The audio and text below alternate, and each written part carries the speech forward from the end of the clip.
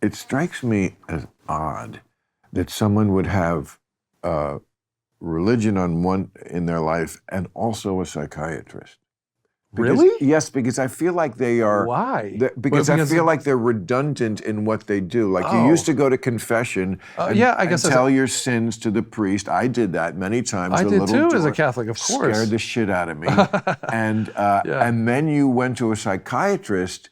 If you were non-religious as your confession. Well, yeah, the priest would tell you that was wrong, you're bad, say 15 Hail Marys. And the shrink would tell you, well, don't feel bad about it. But it was the same thing. It was like. But this is why I talk about this kind of stuff so openly, because I think it's not the same ground they're covering. I personally feel like there are three things that are very important to me that we destigmatize and learn to have conversations about in a healthy, productive way: faith, family, and mental health.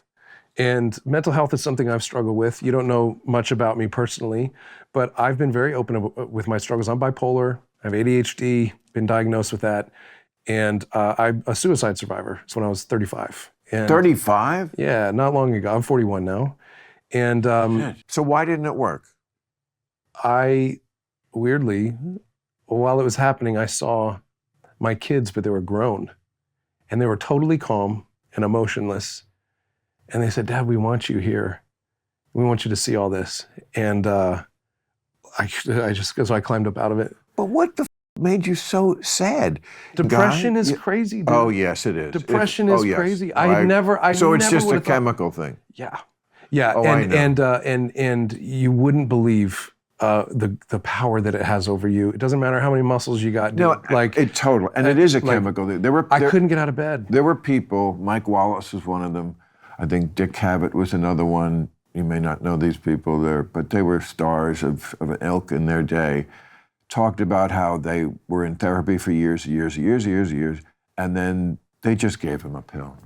It was just a chemical thing, you just have to pour something in the test tube that is lacking, and it's really a sad thing because it's so simple, and yet, yes, you can't beat it with your will or with anything else. But I was not diagnosed with bipolar at the time, but I had been manic for 9 months. And I was servicing all these. I was a slave to. So did they give you something that? I did. I got on medicine. Yeah, I mean, so that weekend, the weekend it happened, I went and got. I called the doctor when it was done, and I said I need to speak with somebody immediately. And I never talked to a psychiatrist about anything at that point. Anyway, I went in and took some tests, and I was diagnosed with bipolar. And I was like, it was hard. It was hard to accept at first because I didn't want to be labeled. Mm-hmm. But there's so much power in understanding, and having a label. There's so much power in having an understanding of what that diagnosis is. And now I've read dozens of books about it. I've spoken with professionals about it. I've talked to doctors, and just there's a way for me to manage this in a healthier way than feeling like there's only one gift left for me to give, which is suicide. But you know what? I'm going to tell you something. Not that this was good that it happened, but it actually is a great thing for your future. You know why? Because you're about to embark on this trip to stardom. You're right at that moment. You've done a lot of work. You just said it. You're working so much you can't even have a house. Mm-hmm. Yeah. Okay, you're at that thing. Now you're in the Guy Ritchie movie. You're moving into this. It's going to get really, really heady. Right. And you're good looking. You're big. You're going to need something that makes you vulnerable, because the audience, the reason they read the tabloids is not to read how good people are doing. Right. They want to feel like somebody who's a good-looking, very successful guy has some things in their life that actually are worse than mine, and this will fit the bill perfectly. Right. He was so sad, this guy, that he tried to kill himself. So, but depression looks funny because what people don't realize is I was making tons of money at the time. I was very successful. Sure. It was not. Right. It was not like things are not going well, and right.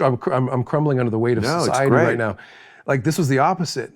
It was this. It was a combination of this crippling, existential. Like, when you get to the top of your ambitions, what's left for you, and also, I was just had a falling out with some business partners, and just think, kind of a But confluence of things that weren't going well. And so it was. Excuse me, you weren't at the top of your ambitions. At that point in time, I was Really, you riding pretty never high. wanted to get even higher?